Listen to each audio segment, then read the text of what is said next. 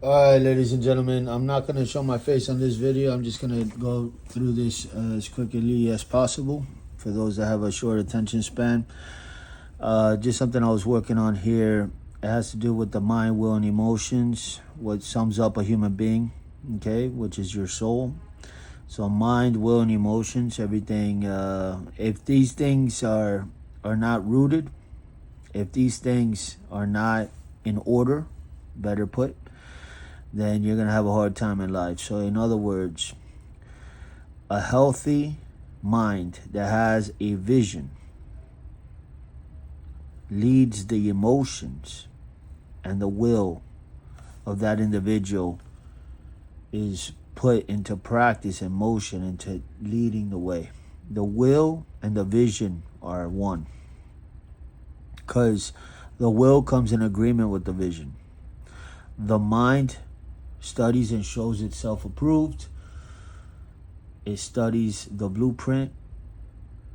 The emotions might not like it, but the emotions submit to the mind.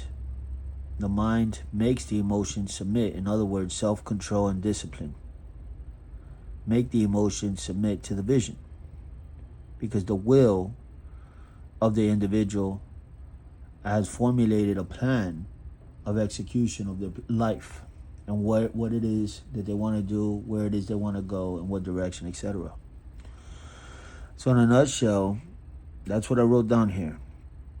The mind tells the body what to do. The emotions tries to hijack the mind.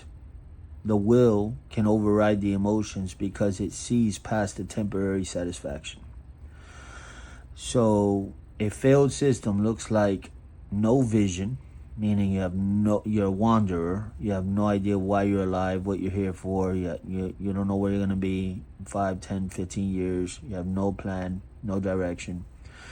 So a failed system looks like you have no vision, you have no understanding on what direction you're going in. Your emotions lead the way. So emotions are thoughts in motion. In other words, if your thoughts are full of violence and garbage that you're watching on social media, your will won't know. Your will is part of what God's plan for your life. So you always have a will inside of you, kind of. It might be buried under a lot of rubble and garbage, but your will is always for good and always to produce life. In other words, you could be a wretched person, but your conscience always tells you you're better than that.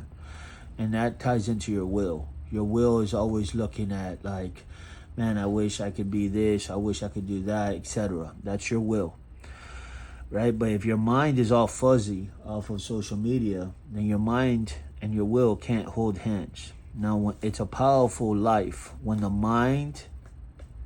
will tells the mind, this is what I want. The mind cooperates with the will.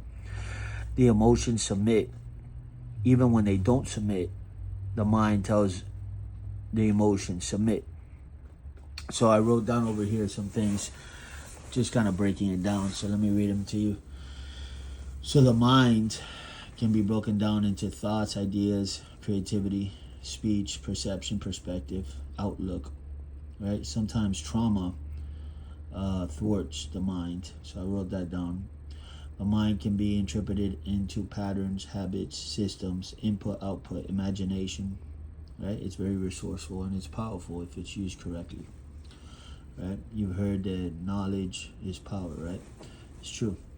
So then will is your free will, your independence, your uniqueness, right? Will can be interpreted as a choice, the drive, right?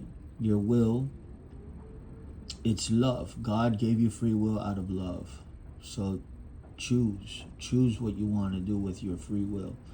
Ambition, okay, will can be interpreted or defined as ambition, desire, pursuit, direction, a path, a pattern, a cycle, or identity, right? And then lastly, emotion can be defined or interpreted as fuel, energy. It says the green light, red light. So basically, emotions can stop you from doing something or or make you want to do it all the more. Green light, red light. Right? Emotions can be interpreted as forces, right? That can manipulate you, right? Like staying in a bad relationship, instigation. Emotions can instigate problems or drama, right? Emotions can bring you to a place of curiosity. It can bring you to being entangled, right? It can bring you to have affection for a person. It's usually a door. Emotions are usually a door of how spirits enter and leave a person, okay? For example, God said, I did not give you a spirit of fear, but a spirit of love, power, and a sound mind. Most of these are interpreted as emotions, and yet God calls them spirits. And so emotions often carry spiritual kind of connotations to it, and they're entering in and out, and that's why you can cast them out. I made many videos on that. So they can come, like an emotion can be an insecurity, right? Or an illusion, right? Phantoms or demons. So in a nutshell, what I wrote down here is choose the ones that are profitable and live from there. So in other words, you can create for yourself a system to live by. First, create a vision for yourself, what it is that you're trying to acquire, etc. Now, first and foremost, this is a Christian channel, right? I give you practical help here because I'm somewhat of a psychologist. I study psychology, and so I like to get, like, I believe in taking care of your body, right?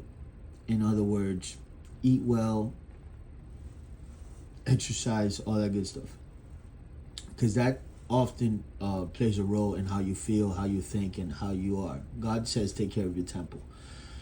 But then at the same time, your psychology, the science of how the brain and the mind operate, etc., that also plays a role in the spiritual aspect of it all, as it relates to, as a man thinks, so is he. The Bible tells us, train a child in the way they should go, right? So there's training, right? And reading and studying and showing yourself approved.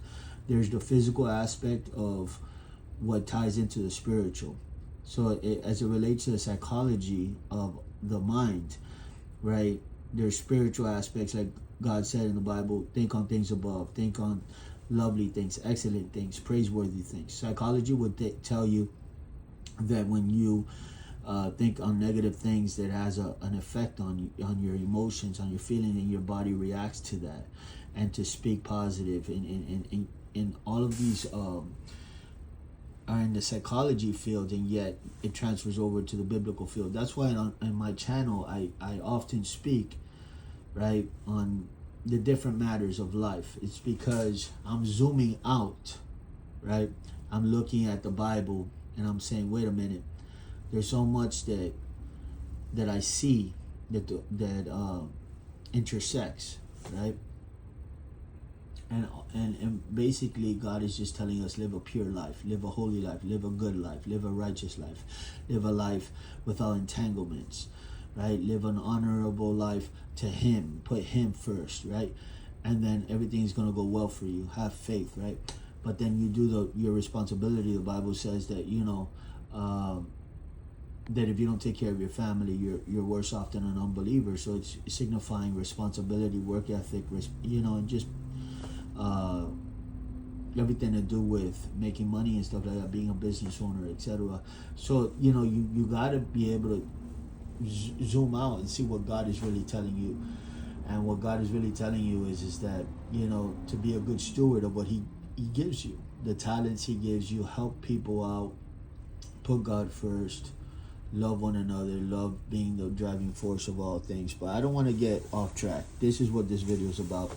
And this is about, first and foremost, writing down a vision, understanding that you're made up of mind, will, and emotions. And once you understand how to cultivate the right mind, the will is connected to the vision, the emotions will bow. Because you remember, emotions are just thoughts in motion. So then, what helps me often to understanding what it is that I want or how to be successful, etc., is you look at the opposite end and you see what a failed system looks like, and you define what a failed system looks like, and it often gives you, you know, what a successful system would look like, because you just put it on its head and you look at the opposite. So hopefully this video blesses you. I try to make it short for you guys.